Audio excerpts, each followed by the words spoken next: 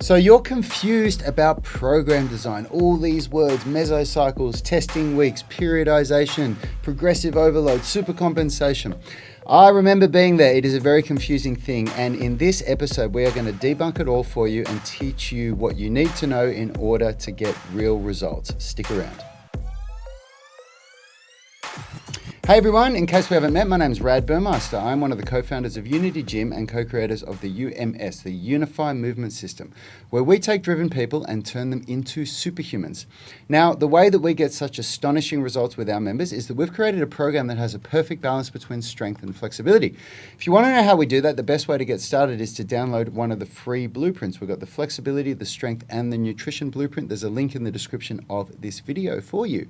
As always, I'm joined by Phil White, our resident physiotherapist. How are you, Phil? Yeah, good. Ready for another week. And I think this is a topic that I really like, as I've kind of gone on before quite a lot, is I really think that words are important, and understanding kind of what these word means just really empowers people to kind of be able to take the control of what they're doing. So I think it's a really good topic to get on top of some of these confusing. I agree. So I'm going to get straight into this, so that for those of you that are watching, we don't keep you guessing with what this is about. So today over the weekend, we had a question from one of our UMS online coaching members, Craig Jenkins.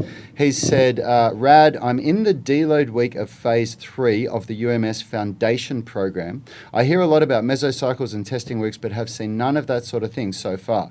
And Rad, I think you told me before that it comes up in phase 4. Is it possible that you could please give me a quick overview of the whole foundation course around what it is primed to do and what happens through the phases and on into phase 4, then phase 5.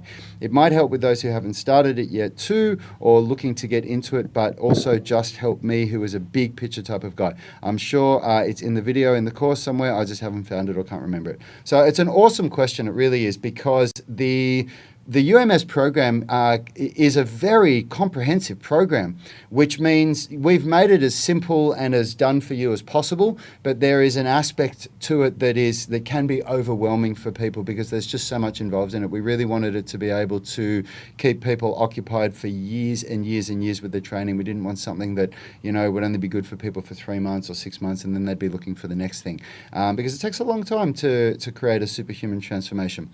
So, and especially because it goes off in so many directions. Like what I really love about it is you can be quite modular. The things that you're really keen on and really aligned with your goals. If you want to go down the calisthenics, you can take it there. If you want to go down the more of the strength sort of side of things or the flexibility side of things, you can also go there. So there is so much on there because we're trying to really. Yeah, we're trying to give people a path to progression, exactly, and it's the reason why it's like that is because of Yanni, Richard, and me, the three of us, and you as well, Phil, of course. We have different tastes and we have different things that we want to do, and so there was no one person that was just saying, "Oh, this is the way that the program's going to be done." There was always someone else going, "Oh, hang on a minute, let's pull it back a bit this way. It's going too far down that road." So there's a lot to learn, a lot to wrap your head around. The first thing that I want to say before I get right into this is the people that are in the UMS online coaching program, you are now starting a new mesocycle. You should have just finished your testing week, and if you haven't, Craig, for you, if you're about to do testing week, don't worry, get it done, jump in the cycle. You'll be a week behind everyone. It's all good. It'll only happen for one cycle. We're doing strength this mesocycle, which means that for this week 1, we're going to do accumulation training. So we're going to be doing sets of 8 to 10 reps, really trying to get a lot of fatigue in the muscles. Then for the next 4 weeks, we're going to be doing intensification training, which means we're actually going to do wave loading for these next 4 weeks. So you're going to do, for 5 sets, you're going to do 2 sets of 5 reps, 2 sets of 3 reps, then 1 set of 2 reps, meaning that the weight goes up with each set, and we're going to have some fun with that. We'll talk about that more later on this week. Hearing a lot of jargon here that I'm ready to unpack. So Yeah. So, for those of you that don't understand this stuff, you will have heard me just say a lot of stuff that goes, oh my God. So let's get into this question, because then we've had a couple of follow-on questions that we need to answer as well. So first thing is, I want to clarify the difference between the Foundations program and the Progressions program. It's really important that we, draw a line down the middle so you understand what's the Progressions program, what's the Foundations program, how do they link together, are they different, are they the same, are they part of the same thing? Firstly, they are absolutely part of the same system. They are very much tied together, and the Foundations program is not a beginner program. That is not what it is. We have people that are very, very advanced that have been training for 15 years that do that foundations program and get amazing results with it. The idea is that it lays down a solid foundation for you to be able to build on. That's why it's called the foundations program. The progressions program is called the progressions program because you progress. You continually progress to harder, more challenging progressions. Now, one way to say it, I'm not saying this is how it is, but it's widely accepted that the most effective way to get super strong is with bilateral movements, meaning barbells, primarily barbells or calisthenics movements that use both limbs together. So a bilateral movement means both legs or both arms are pushing the same weight at the same time. So a barbell back squat is a bilateral movement, whereas a pistol squat is a unilateral movement. It's been, as to my knowledge, correct me if I'm wrong, Yanni or Phil, it's been proven pretty much unanimously proven across the world that bilateral movements make you stronger than unilateral movements if you're talking about force production, your ability to exert force. Is that right? Well, yeah, I mean, if you think about the components that make you strong, it's all about, getting kind of the rep ranges right and the intensity right, and it's really hard to do if you've got a movement like a pistol squat where you've got a balance component and you've got all these other components that detract from your ability to just produce force against a thing. So I'm pretty sure Yanni was telling me, Yanni's just up at his computer there behind the camera, that about 10 or 15 years ago there was a really big debate in the whole fitness industry and the strength and conditioning world where there were people that were trying to prove that the best way for a golfer to get better at golf was to do these cable machine movements that were mimicking a golf swing, and same with like tennis players, and it was proven that the best way to make any athlete stronger is to produce raw strength like squats, deadlifts, that's a pretty benches. different sort of thing. That's adding resistance to skill-based movements, and that was shown to be really bad for skill performance and learning, because you've with a golf swing there's so many variables, and you get really used to even your set of clubs will have like a certain weight to it that when you're producing that really fine skill, same with tennis rackets, like you need that kind of control. And when you start adding resistance to that, like it just totally throws everything off. So when you're looking at raw strength production, it's definitely a good idea to use these bilateral movements in the gym as like your kind of foundation, getting a really strong base and then like transferring that strength to a skill. Yep, cool. So the progressions program in the UMS focuses primarily on bilateral movements because we want to make you as strong as possible, and except for maybe like a one-arm pull-up and maybe a one-handed handstand, there are few calisthenics movements that are unilateral. Most of them are bilateral. So when we get into the progressions program, we focus on raw strength movements from weightlifting and calisthenics to make you as strong as possible and to learn some really cool body weight skills. The program itself is created individually customized on an individual level through a process that we have called testing week, structural balance testing, where we do a whole week of testing, and the idea of the testing shows imbalances in the body, and that week will tell you if you need to focus on back squatting or front squatting, or single leg squatting like a split squat, or if you need to focus on bench pressing or incline bench pressing or dumbbell pressing. It's going to give you all this data, and then you create your program. So that in itself is quite a complex process and something that can really overwhelm people. So progressions program, where we want everybody to go, will make you stronger, is a customized program but requires a lot of buy-in to create it. So back to the foundations program. What Yanni and I have learned over decades, literally 16 years in the fitness industry, and then having our findings, our beliefs, our learnings confirmed by Phil, a physiotherapist and somebody who studied exercise and sports science, is that when you're doing unilateral movements, the idea of doing unilateral movements for us, which is what the Foundations program is about, is to create structural balance in the body from left to right side. And a lot of people need this. There's a lot of people that have bad imbalances. Their posture is twisted, they're glute dominant on the right leg, and they've got muscle atrophy in the left glute. There's all these different things going on.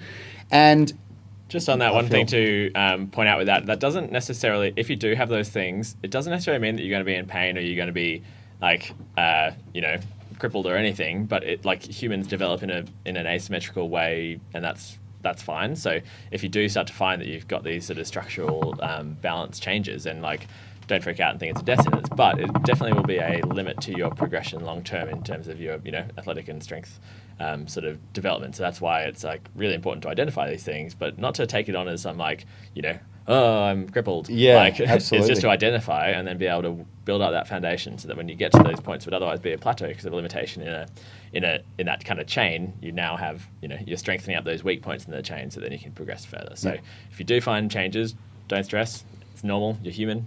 Yeah. It's important to absolutely. identify and build them up. Yeah. And in our experience, unilateral imbalances from left side to right side. So your right shoulder is way stronger than the left shoulder because you've played tennis all your life and now you start doing weightlifting. If that goes unchecked and you're doing bilateral movements, what happens is if you think about the logistics of it, if both arms are moving a barbell for 10 reps and in the last 2 reps you start to experience muscle failure, if this side is stronger than this side, it makes sense that this side is going to fatigue on that same weight before this side, which means those last couple of reps are primarily being lifted by the stronger side. And guess what? That strength imbalance is going to grow over time. And that can become a real problem. When you do a unilateral movement, meaning that you do exactly the same movement in, physiologically, what's happening in the body and the shoulder joint and the elbow joint, but with dumbbells, it's impossible for that to happen. One arm cannot take over for the other arm, so they're both individually lifting the same amount of weight. And what you often find is you'll find that the weaker arm will fatigue and the stronger arm could keep going, but you stop at that point. And over time, what will happen is that imbalance corrects itself. So the whole Foundations program was designed to correct these imbalances. And we, after talking to Phil, after learning from so many people that have a much greater level of education than Yanni and I do, what we learned is that there's only so many ways to skin a cat, and there is. I'm doing this in quotation marks for those of you on the podcast. There is the perfect program. I'm not going to put my name to that and say, there's nothing better than what we do. But there is a program that we've created that really ticks the majority of boxes that people need to tackle all the joints in the body and create a level of balance in them. And that's what the Foundations program does. So for that reason, we don't have a testing process for the Foundations program.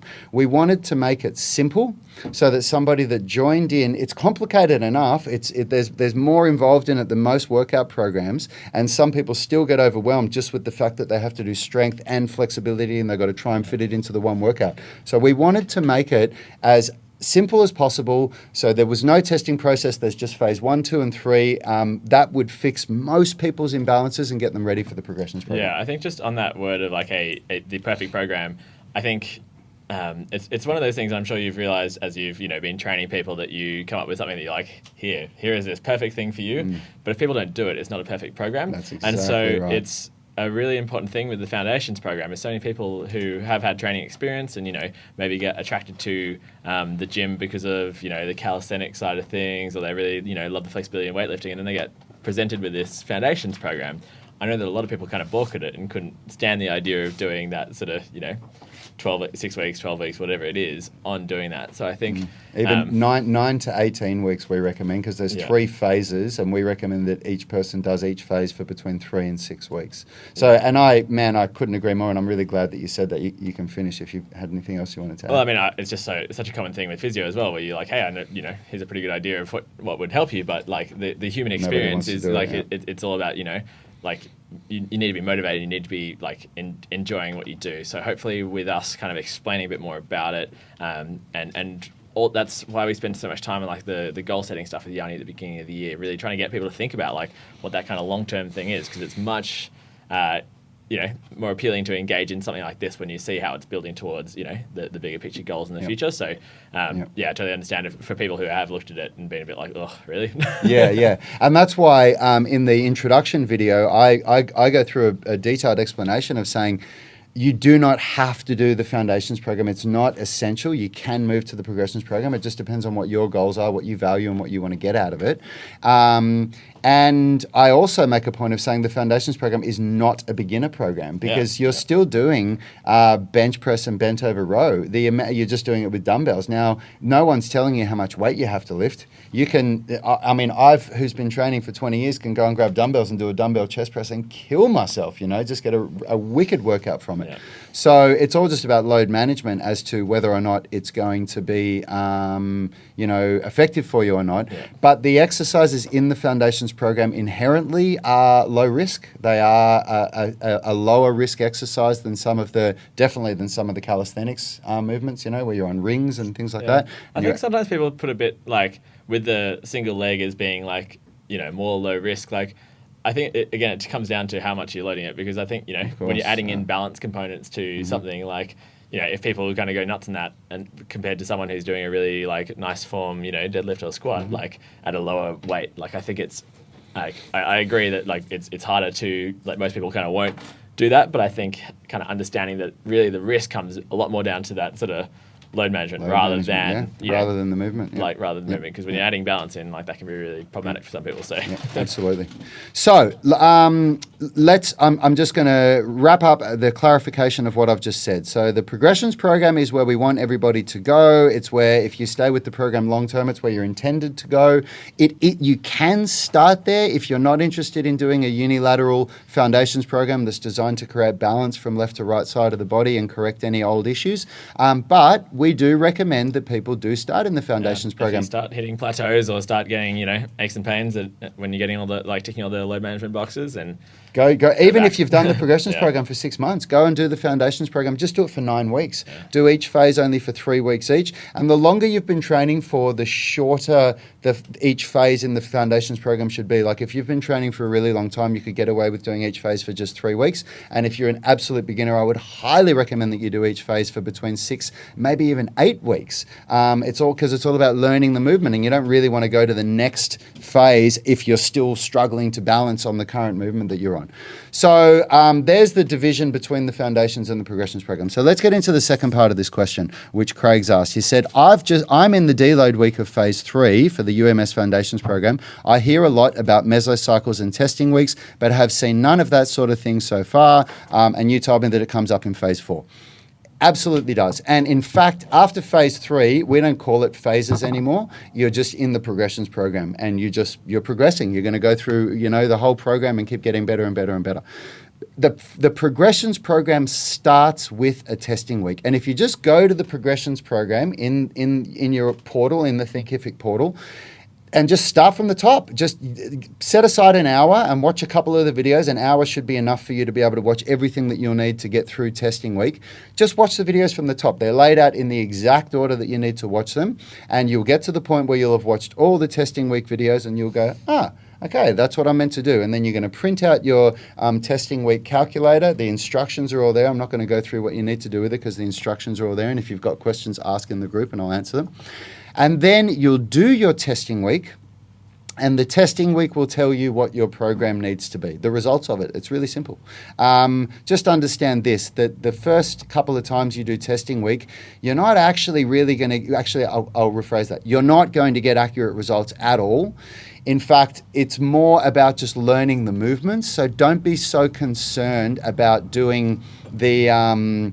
for example, once you've done your flat bench press, you're meant to do your incline bench press at 85%. For the first time you do it, don't even worry about those numbers. Just do the movements and go through the whole week of what the movements are, and just do the best you can do for like 6 reps, and just do it like a circuit so you're learning the movements. The second time you do testing week, so 6 weeks later, you can actually do it properly. So the first phase that you'll do, you're just going to do the most basic versions of all the exercises. So in the horizontal push, you'll do a flat barbell bench press. In the horizontal pull, you'll do a barbell bent over row. It's all listed in the program card. When you download it, there's a drop-down box, and if you just choose the progression that's at the top, that'll create the program for you. So then the next part of the question is onto mesocycles. What's a mesocycle? A mesocycle is a 6-week programming block that ends with the testing week / deload week. So when you're training for a long time with us and you really know what you're doing and you're able to push yourself, you'll get to a point in week 5 where you'll start to feel really fatigued and you'll need to deload. And testing week allows you to do that, where you take a week where you're doing a lot less volume. Yeah. So maybe just to pause on that word and why it's called a mesocycle. I think that's probably because people would have been like, hey, I don't, yep. what does it mean? Lucky I've got Phil here, otherwise I wouldn't stop. So, we got micro, macro, and mesocycle. Well, micro, meso, and macro. Yeah, so micro being the smallest, meso being kind of like medium, and then and macro being medium. medium, and then macro being sort of big picture. So if you think about those old USB ports, you have the micro ones are the smaller newer ones, and the macro ones are the bigger ones. There's never a meso USB, but they let us down. They let us down. Yeah. So it's that idea of having like being able to chunk. So the cycle being like when you're training in the gym and when you're trying to progress, like it's so important to have structure to how you're doing it. If you just go to the gym and you just turn up and you kind of faff around and don't measure anything and don't change things, then you'll not progress. So the reason why it's in cycles, so these little programs, is that you're really focused on one thing. You're really moving.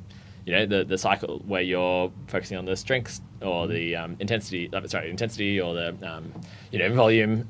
Like you're changing variables so that you're moving forward. And so to make that a bit more like easy to handle, you break it down into different chunks to really focus on those different aspects. So a mesocycle is that 6 weeks of doing a certain thing for, which is that time, that amount of weeks is not a mistake. Yep, absolutely. So it's 6 weeks because no, okay. So 6. So there's multiple ways to do micro, meso, and macro cycles. So another thing to add to what Phil said is that a macro cycle is made up of multiple mesocycles, and a mesocycle is made up of multiple microcycles.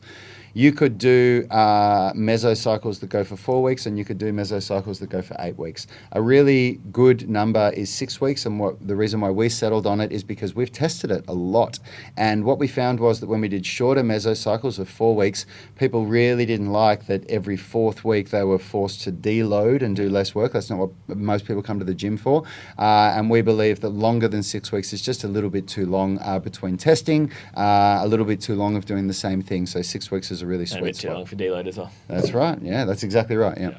So at the most basic level, the only thing that we want you to be concerned about is a mesocycle, because the mesocycle, all you should be thinking is, okay, I've done my testing week. Here's my program. I'm going to do that for 5 weeks, and then I'm going to test again. And that's where your mind is at. That's it. Once you get through the first couple of mesocycles, you'll come, because all mesocycles when you start in the progressions program, actually in the foundations program and when you start in the progressions program, are what we call accumulation training.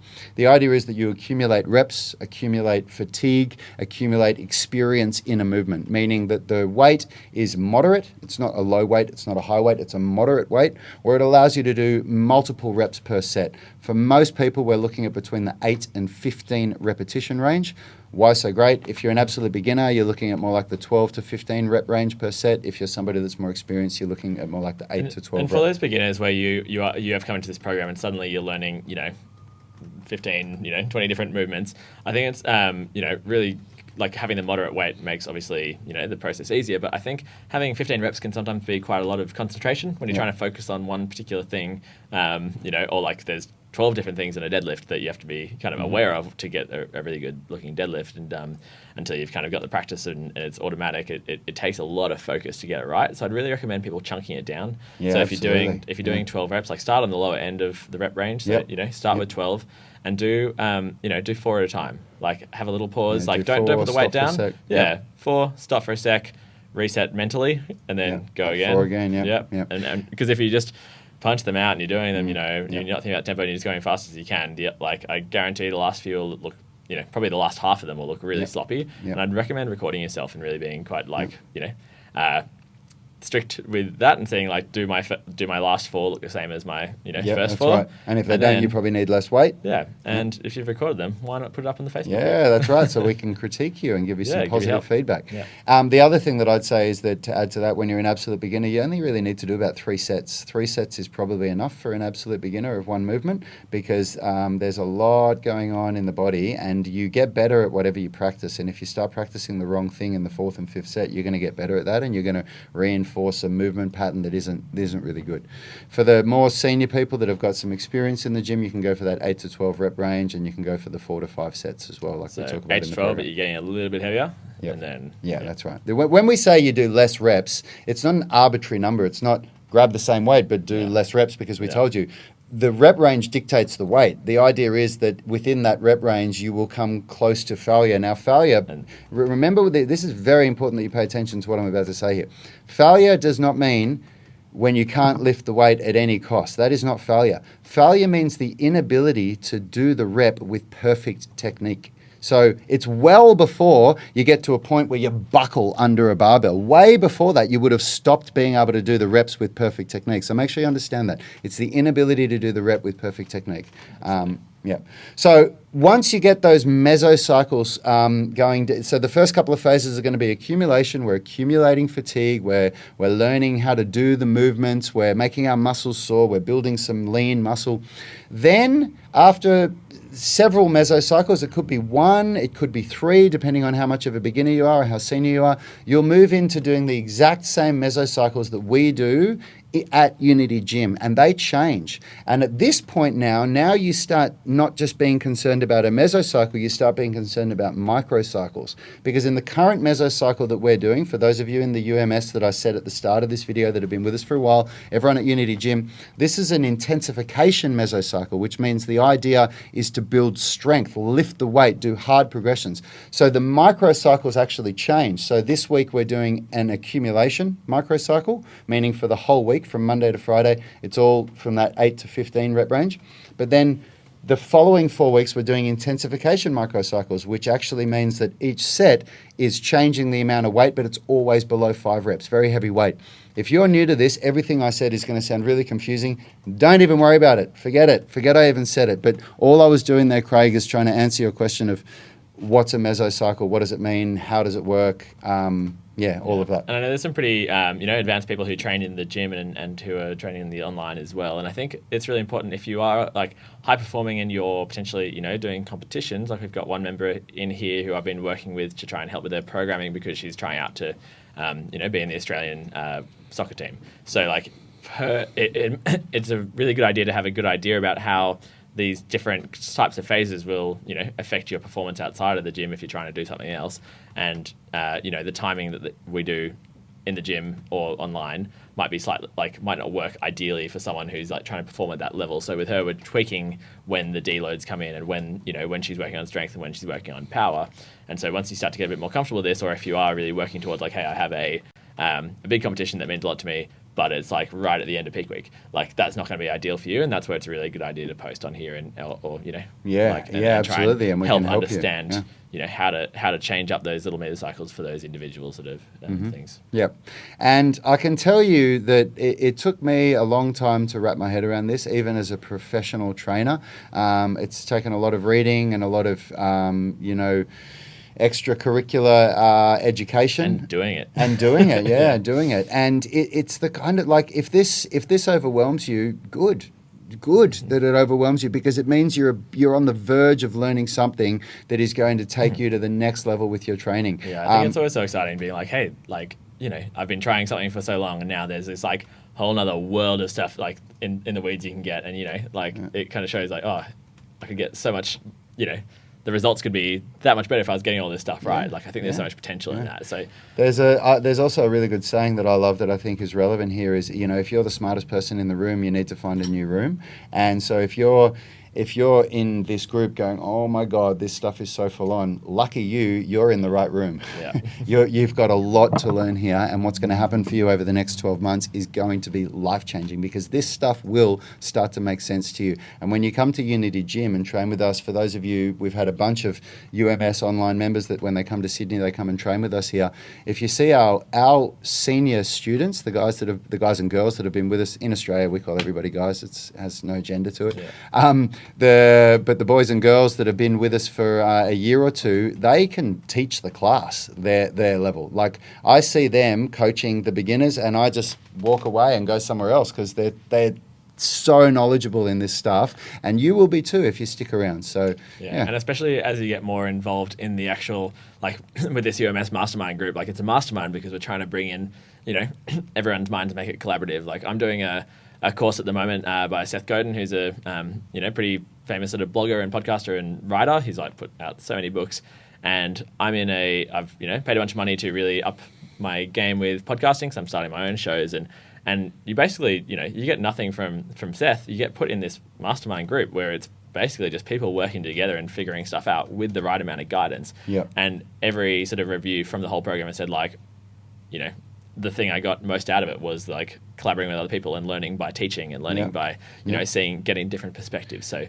it's such a powerful tool. And the more you lean into it, the more you'll get out of it. So yeah, absolutely. Use the group. Now, listen, Craig, your question was amazing. We didn't even get onto anybody's sub-questions, but that's great because we've got topics for the week now. So tomorrow we're going to be answering Alex Seabrook's question. I'd be interested to understand whether there are any key markers in strength flexibility or the ability to do certain exercises that indicate whether a person is ready to move on to the next phase or more difficult exercises. Great question. We'll answer that tomorrow. And also Brandon Kaleman's question. I'm digging into all the structural balance work and I'm wondering if there is a benchmarks of relative strength for a generalist mover to have for the most athletic and capable body possible. For instance, a double bodyweight back squat or deadlift, or other bodyweight prevent ratios for the testing lifts.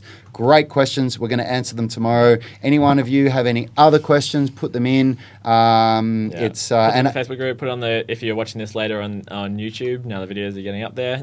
Put the comments in there, and we'll get to it after the people in the UMS. Yeah, and as always, if you're watching on YouTube, join the UMS Movement Mastermind. Search for it on Facebook. I'm still waiting for that person to go on the podcast link at the bottom of the description of the podcast and to record a question. Record a comment. You're going to get a very special answer. Someone's getting a prize. I'm excited to find out who it's going to be. So make it. And download one of our free blueprints if you're watching from YouTube, and join the tribe, get amongst it. Thanks for watching today, everybody. Thanks for listening on the podcast. It's been a great show. This is a topic that Phil and I are very passionate about, and I think we're going to have a good week of shows coming up. Have a great day. Enjoy your training. Keep those questions coming in, and we'll see you tomorrow. Health is about performance, not just body image. You better be willing to accept what you're going to have to do to get there. We'll start focusing on movement goals, strength goals, flexibility goals. When you nail that skill, it's there forever.